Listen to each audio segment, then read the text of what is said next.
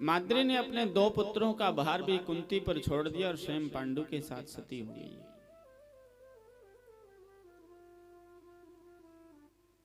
इस बात पर कभी चिंतन करें कि एक विधवा स्त्री जंगल में रह रही है, 5-5 बच्चों का लालन पालन करना है, राजसी संस्कार देने हैं। ऊपर से 100 भाई कौरव हर समय ये तैयारी करते रहते हैं कि इन 5 पांडवों को कैसे मारा जाएगा। एक राजा की पुत्री, एक राजा की महारानी इन परिस्थितियों में अपने बच्चों का लालन पालन करती है। और लोग तो कहते हैं घर गृहस्थी के महाराज, घर में रह के कोई भजन होवे कि कोई त्यागी सन्यासी कर सके भजन। तो 4 आश्रमों में ब्रह्मचर्य आश्रम, गृहस्थ आश्रम, वानप्रस्थ आश्रम और संन्यास आश्रम, 4 आश्रमों में सबसे बड़ा आश्रम कोई है तो उसका नाम है गृहस्थ धर्म।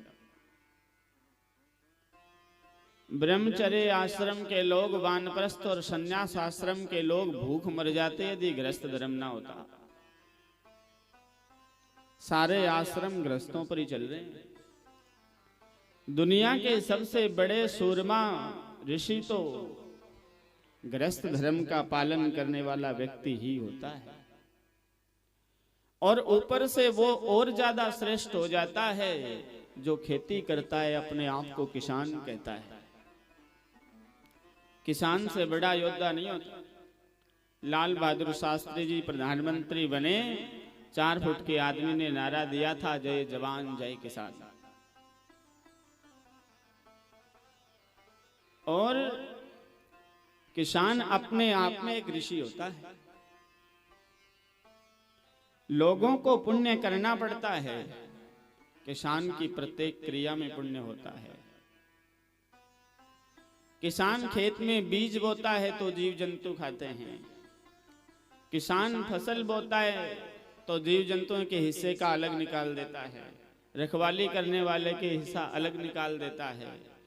और 6 महीने रात दिन मेहनत करके भी ये विचार करता है कि गांव में गौशाला है तो बचा खुचा गौशाला में भी भेज देता है। संन्यास आश्रम जलती हुई अग्नि है और गृहस्थ आश्रम बर्फ जैसी शीतल अग्नि है। जलना दोनों तरफ ही पड़ता है। गृहस्थ में रहकर के भजन हो सकता है। जितने भक्त गृहस्थ में हुए उतने भक्त ना ब्रह्मचर्य आश्रम में हुए, ना संन्यास आश्रम में हुए, ना वानप्रस्थ आश्रम में हुए। नरसिंह जी, रैदास जी, धन्ना जाट, मीराबाई सारे के सारे गृहस्थी थे। इन विकट परिस्थितियों में बच्चों का पालन करना, ऊपर से भगवान की भक्ति करना, महारानी कुंती का चरित्र सिखाता है। भगवान ने जब प्रवेश किया, बच्चे की रक्षा करी, महारानी कुंती ने हाथ जोड़ दिए, महाराज आप तो साक्षात भगवान हो। नमस्ते पुरुषम त्वाद्य ईश्वर प्रकृति परम। आप ईश्वर हो, आप प्रकृति से परे हो। भगवान ने कहा, बुआ क्या कहती है, मैं भगवान? भ्रम हो गया तुझे। महारानी कुंती ने कहा, नहीं, भ्रम में तो आज तक थी, आज तो मेरी आंखें खुल गई। भगवान ने कहा, चलो आपने भगवान कह दिया बुआ जी, तो मैं भगवान हूं तो नहीं। आपने कह दिया तो दुनिया भगवान से मांगती, आप भी मांगो।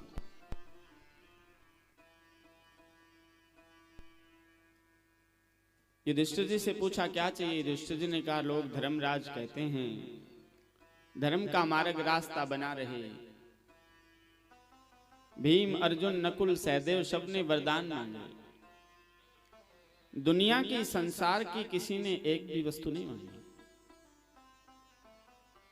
सुभद्रा जो भगवान की बहन है, ठाकुर जी ने सर पर हाथ रखा, कह दिया मांग ले, आज बुआ ने भगवान कहा है। और तू मेरी बहन है, आज तक कुछ मांगा भी नहीं और मैंने ज्यादा कुछ दिया भी नहीं। क्या मांगना चाहती है तू? मांगने में देरी करेगी, मैं देने में विलंब नहीं करूंगा।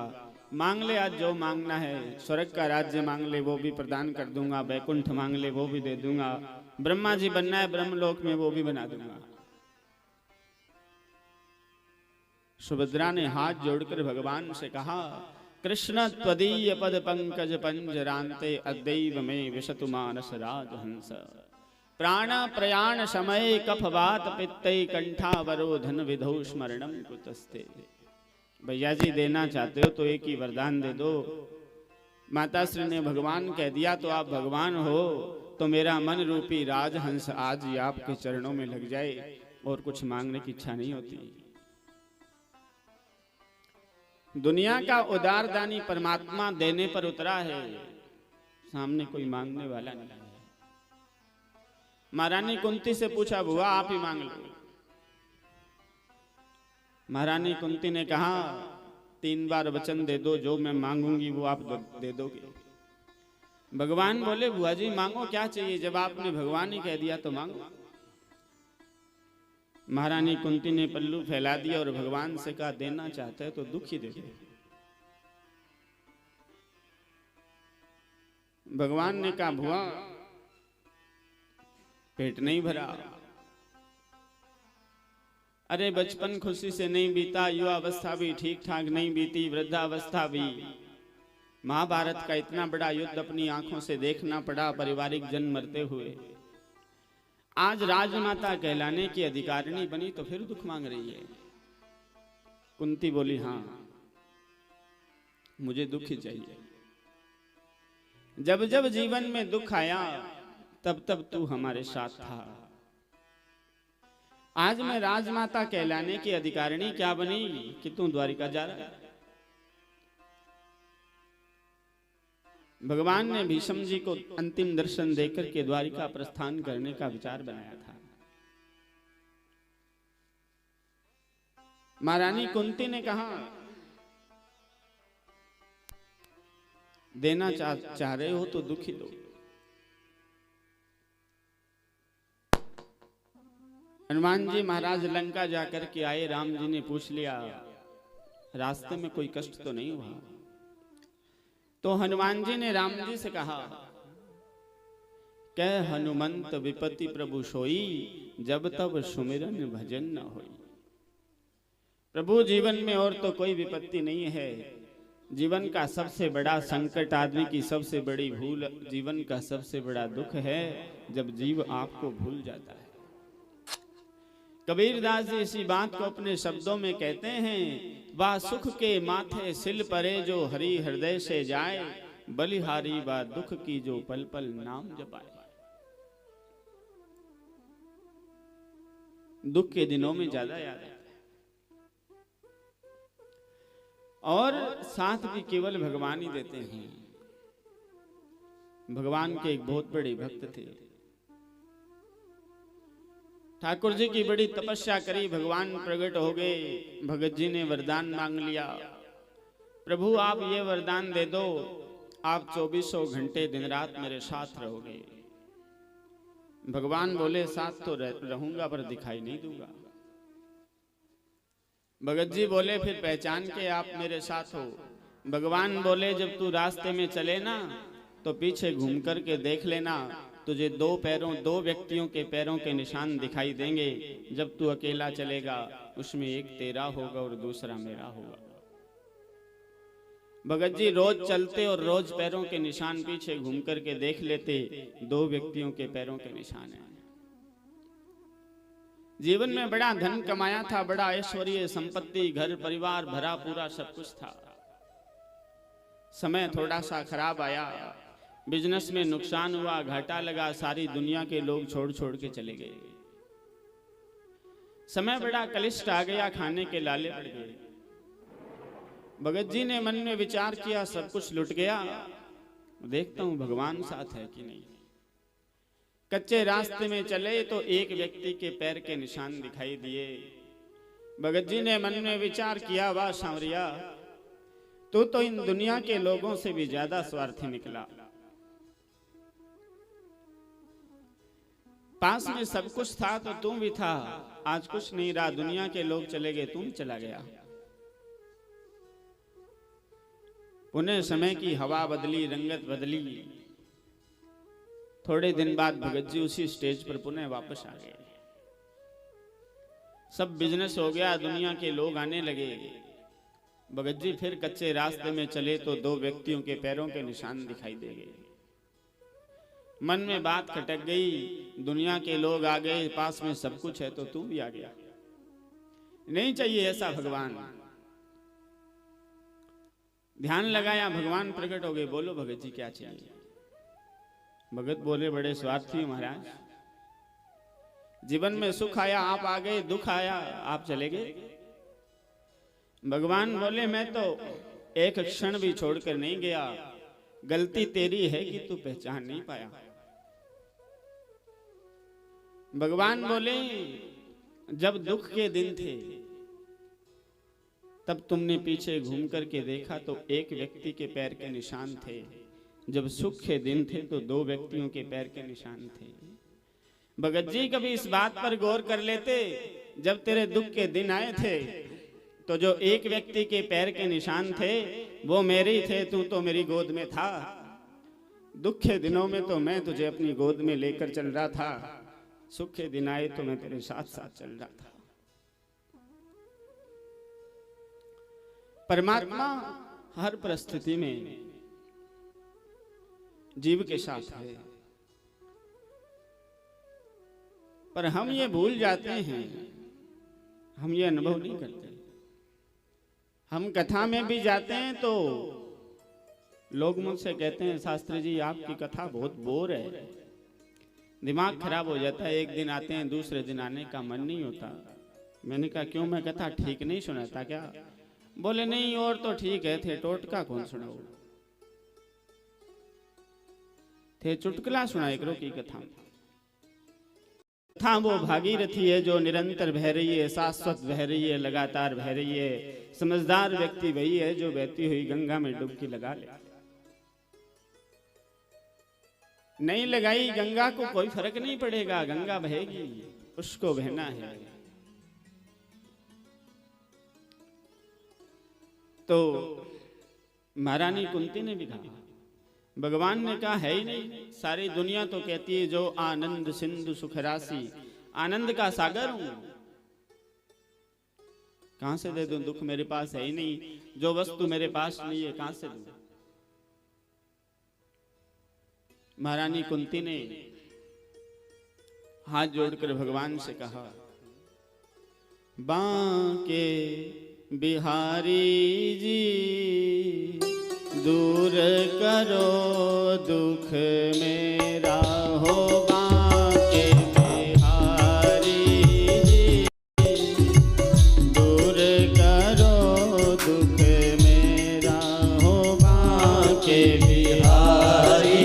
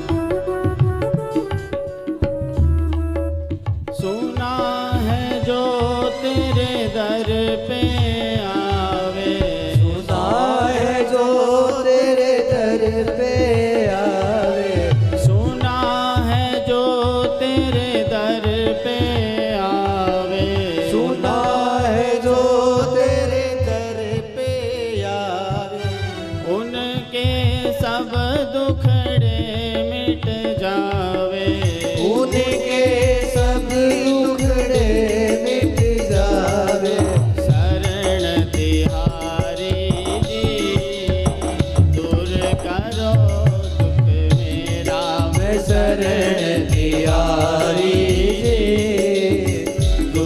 करो दुख मेरा ओ बांके बिहारी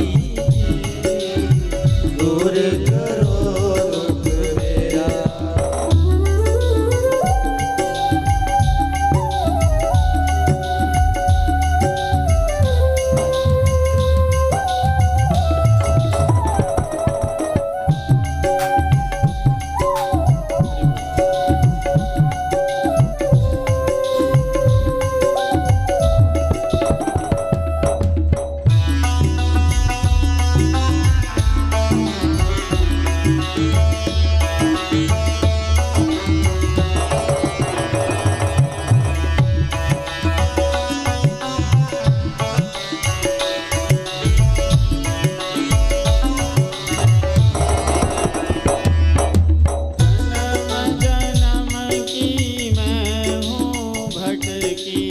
जन्म जन्म की मैं हूँ भटकी, नैया आज भंवर में अटकी, नैया आज भंवर में अटकी।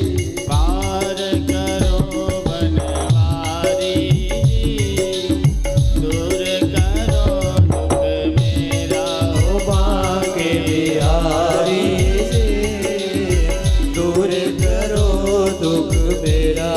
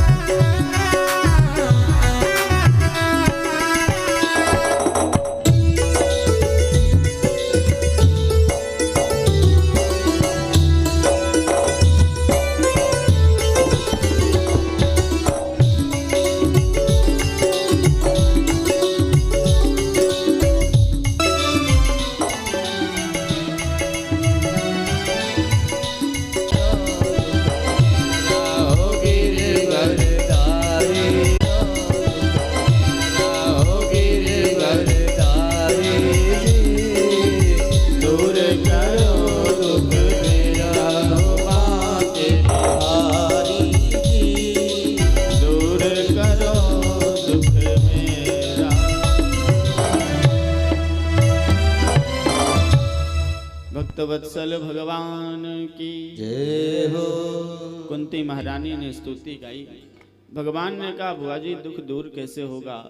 कुंती महारानी ने कहा जन्म जन्म मुनि जतन कराही, अंत राम कहीं आवत नाही।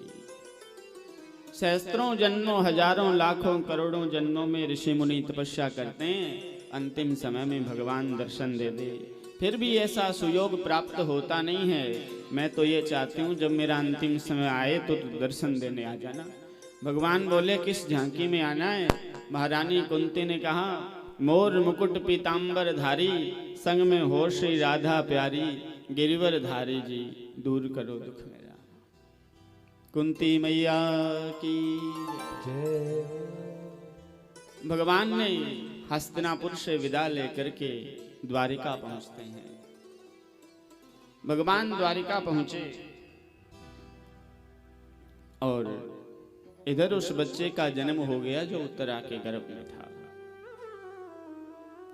महाराज जैसे ही बच्चे का जन्म हुआ तो बच्चा जन्मते ही रोता है, नहीं रोता है तो उसको